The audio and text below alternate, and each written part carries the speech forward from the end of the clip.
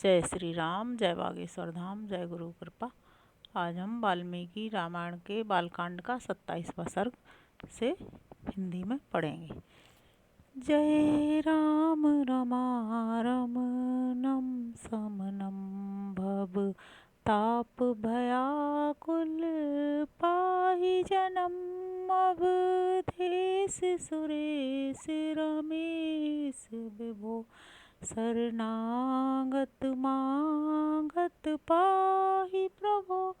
जय राम रमारमणं समनम। जय श्री राम।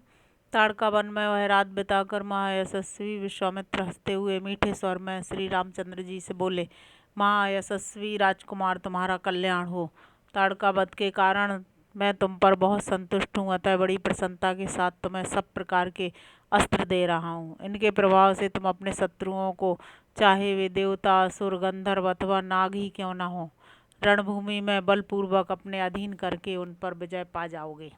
रघुनंदन, तुम्हारा कल्याण हो। आज मैं तुम्हें वे सभी दिव्य अस्त्र दे रहा हूँ। वीर, मैं तुमको दिव्य एवं महान दंड चक्र, धर्म चक्र, काल चक्र, विष्णु चक्र तथा अत्यंत भयंकर इंद्र चक्र दूंगा। नरश्रेष्ठ राघव, इंद्र का वज्रास्त्र, शिव का श्रेष्ठ त्रिशूल तथा ब्रह्मा जी का ब्रह्मशिर नामक अस्त्र भी दूंगा। महाबाहो, साथ ही तुम्हें ऐसी का शास्त्र तथा परम उत्तम ब्रह्मास्त्र भी प्रदान करता हूँ। ककुस्त कुलभूषण, इनके सिवा दो अत्यंत उज्ज्वल और सुंदर गदाएं, जिनके नाम मोदकी और शिखरी हैं, मैं तुम्हें अर्पण करता हूँ। पुरुष सिंह राजकुमार राम, धर्मपास, कालपास और वरुण पास भी बड़े उत्तम अस्त्र हैं, इन्हें भी आज तुम्हें अर्पित करता हूँ। रघुनंदन, सूखी और गीली दो प्रकार की असनी तथा पिनाक एवं नारायण अस्त्र भी तुम्हें दे रहा हूँ। अग्नि का प्रयोग, आग्नेय अस्त्र जो शिखर अस्त्र के नाम से भी प्रसिद्ध है, तुम्हें अर्पण करता हूँ। अनग अस्त्रों में प्रधान जो व्यास्त्र है, वह भी तुम्हें दे रहा हूँ। ककुस्त कुलभूषण राघव, हैसरा नामक अस्त्र, क्रौंच अस्त्र तथा दो शक्तियों को भी तुम्हें देता हूँ। कंकाल, घोर मूसल, कपाल तथा किंकिणी आदि सब अस्त्र जो राक्षसों के वध में उपयोगी होते हैं, मैं तुम्हें दे रहा हूँ। महाबाहु राजकुमार, नंदन नाम से प्रसिद्ध विद्याधरों का महान अस्त्र तथा उत्तम खड्ग भी तुम्हें अर्पित करता हूँ। रघुनंदन, गंधर्वों का प्रिय सम्मोहन नामक अस्त्र, प्रश्वापन, प्रशमन तथा सौम्य अस्त्र भी देता हूँ। महायशस्वी पुरुष सिंह राजकुमार, वर्षण, शोषण, संतापन, विलापन तथा कामदेव का प्रिय दुर्जय अस्त्र मादन, गंधर्वों का प्रिय मानवास्त्र तथा पिशाचों का प्रिय मोहनास्त्र भी मुझसे ग्रहण करो। नरश्रेष्ठ राजपुत्र महाबाहु राम, तामस, महाबली, सौमन, संवर्त, दुर्जय, मौशल, स्वत्त और मायामय उत्तम अस्त्र भी तुम्हें अर्पण करता हूँ।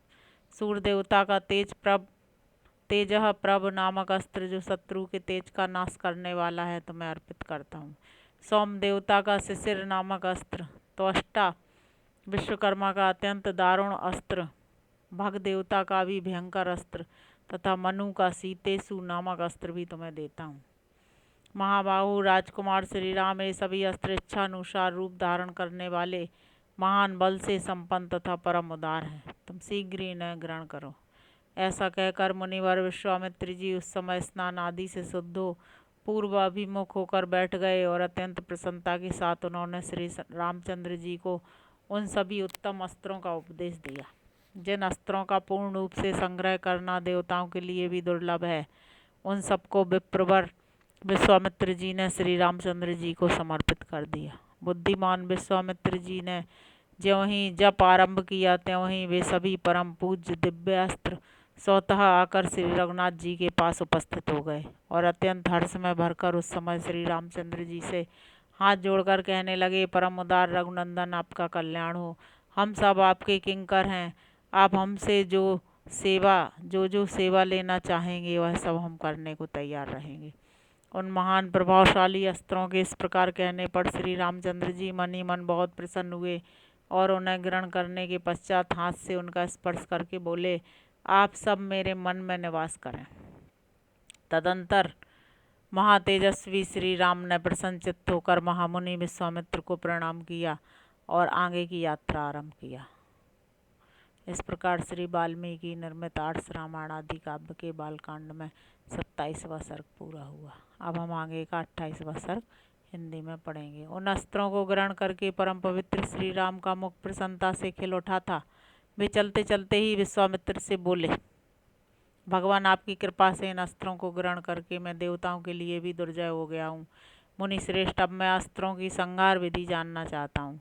ककुस्त कुल तिलक श्री राम के ऐसा कहने पर महातपस्वी, धैर्यवान, उत्तम व्रतधारी और पवित्र विश्वामित्र मुनि ने उन्हें अस्त्रों की संहार विधि का उपदेश दिया। तदंतर वे बोले, रघुकुल नंदन राम, तुम्हारा कल्याण हो, तुम अस्त्र विद्या के सुयोग्य पात्र हो, अतः निम्नांकित अस्त्रों को भी ग्रहण करो। सत्यवान, सत्यकीर्ति, धृष्ट, रभस, प्रतिहाररत,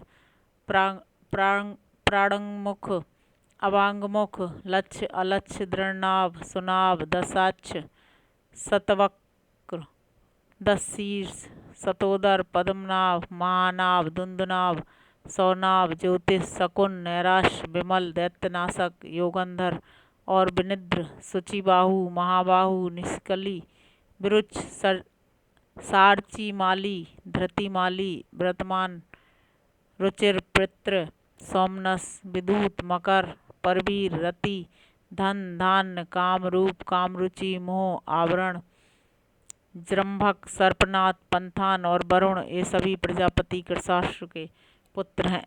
ये इच्छानुसार रूप धारण करने वाले तथा परम तेजस्वी हैं, तुम इन्हें ग्रहण करो। तब बहुत अच्छा कहकर श्री रामचंद्र जी ने प्रसन्न मन से उन अस्त्रों को ग्रहण किया। उन मूर्तिमान अस्त्रों के शरीर दिव्य तेज से उद्भासित हो रहे थे। वे अस्त्र जगत को सुख देने वाले थे। उनमें से कितने ही अंगारों के समान तेजस्वी थे, कितने ही धूम के समान काले प्रतीत होते थे, तथा कुछ अस्त्र सूर्य और चंद्रमा के समान प्रकाशमान थे। वे सबके सब हाथ जोड़कर श्री राम के समक्ष खड़े हो गए। उन्होंने अंजलि बांधे मधुर वाणी से श्री राम से इस प्रकार कहा, पुरुष सिंह, हम लोग आपके दास हैं, आज्ञा कीजिए, हम आपकी क्या सेवा करें।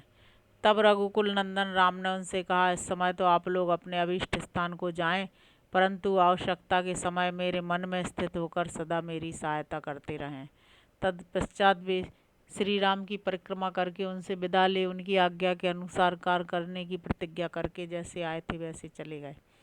इस प्रकार उन अस्त्रों का ज्ञान प्राप्त करके श्री रघुनाथ जी ने चलते चलते ही महामुनि विश्वामित्र से मधुर वाणी में पूछा, भगवान, सामने वाले पर्वत के पास ही जो ये मेघों की घटा के समान सघन वृक्षों से भरा स्थान दिखाई देता है, क्या है? उसके विषय में जानने के लिए मेरे मन में बड़ी उत्कंठा हो रही है। यह दर्शनीय स्थान मृगों के झुंड से भरा हुआ होने के कारण अत्यंत मनोहर प्रतीत होता है। नाना प्रकार के पक्षी अपनी मधुर शब्दावली से इस स्थान की शोभा बढ़ाते हैं। मुनि श्रेष्ठ, इस प्रदेश की इस सुखमयी स्थिति से यह जान पड़ता है कि अब हम लोग उस रोमांचकारी दुर्गम ताड़का वन से बाहर निकल आए हैं।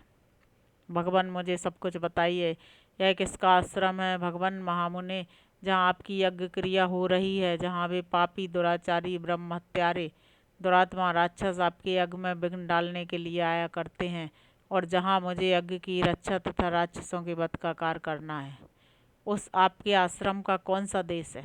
ब्राह्मण, मुनि श्रेष्ठ प्रभु, यह सब मैं सुनना चाहता हूँ।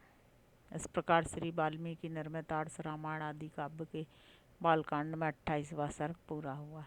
जय श्री राम। जय बागेश्वर धाम। जय गुरु कृपा।